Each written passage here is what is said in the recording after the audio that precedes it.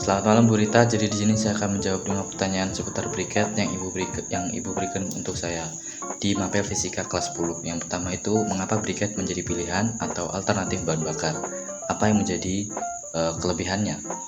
Berdasarkan dari situs-situs yang sudah saya kunjungi, saya menemukan 5 hal ini. Yang pertama itu karena bahan baku dari briket ini cukup mudah untuk didapat dan juga harganya memang cukup murah. Lalu yang kedua itu adalah bisa diperbarui, artinya briket ini mudah untuk diperbarui.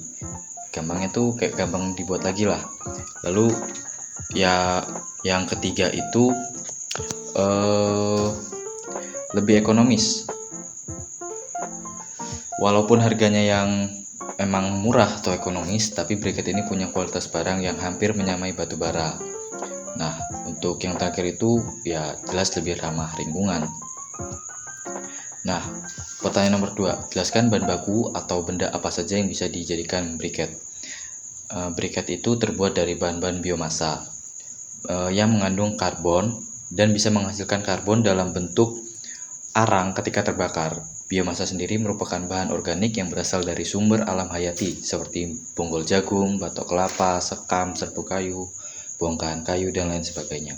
Bahkan sekarang kita sudah bisa memanfaatkan sampah plastik untuk membuat eco-briket atau briket sampah, ya briket plastik, walau cuma sebagai bahan tambahan atau campurannya saja. Lalu pertanyaan nomor 3, jelaskan tahapan atau cara-cara pembuatan briket, lalu berilah contoh pembuatan dua jenis briket yang berbeda. Secara umum pembuatan atau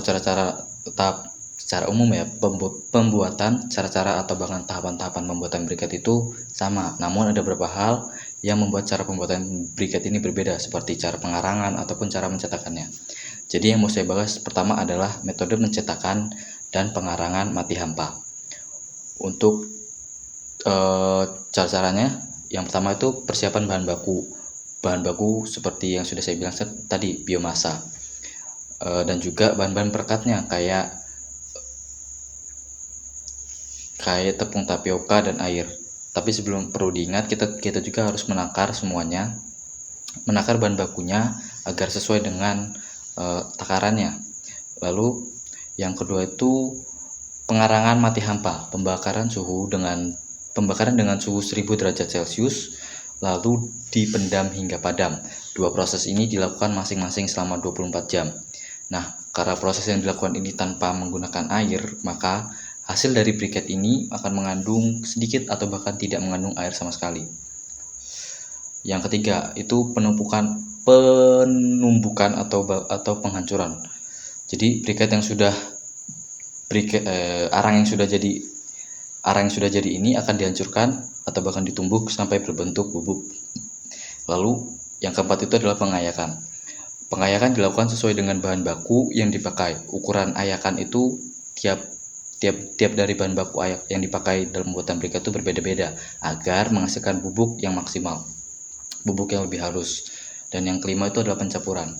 Bahan baku dan bahan perekat itu akan dicampur secara merata dalam wadah atau mixer khusus sehingga menjadi adonan yang seragam. Nah, yang keenam itu adalah pencetakan. Adonan yang sudah jadi itu akan dimasukkan ke dalam mesin pencetak briket. Lalu mesin cetak adonan briket akan mencetak briket sampai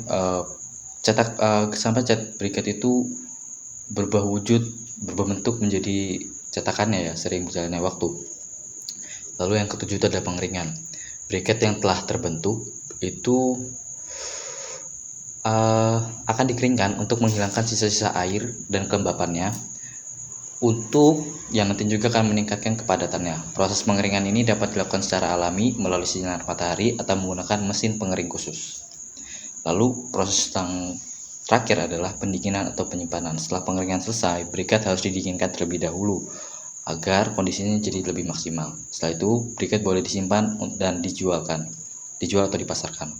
Nah, untuk metode pengepresan dan metode pengarangan mati siram secara umum prosesnya itu sama, hanya saja ada beberapa cara, itu nomor ke-6, nomor kedua dan nomor ke-6, yaitu di proses pengarangannya. Nah, jadi proses pengarangan mati siram ini adalah pengarangan yang dilakukan dengan lebih singkat sampai terlihat arangnya saja. Kemudian akan langsung disiram dengan air. Proses pembuatan briket yang paling menghemat waktu.